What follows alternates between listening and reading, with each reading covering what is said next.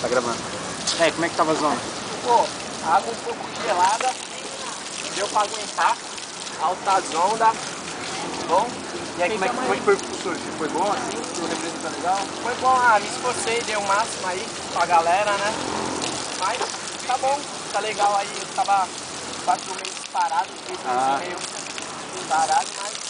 É isso aí, é isso aí. Então aí, né, vamos voltar devagar. Agora vamos ver o Pro Linguiça. Vamos ver, o que aconteceu? O que aconteceu na água? Vai, moleque, fala. Tava com a minha prancha. Não tá, desculpa do aleijado e a muleta, né? Mas beleza. Tá ligado? Mas aí tava só testando mesmo. Tava, né? Tava muito mexido, mas tava ruim. Esse foi o Pro Linguiça falando. E esse aqui é o Pro Hard, pegou várias ondas. É nóis. E aqui mais uma matéria do surf aqui com o Vinícius e o LP. L Mais Prego. conhecido como L Prego. Luiz Prego. Bora, bora.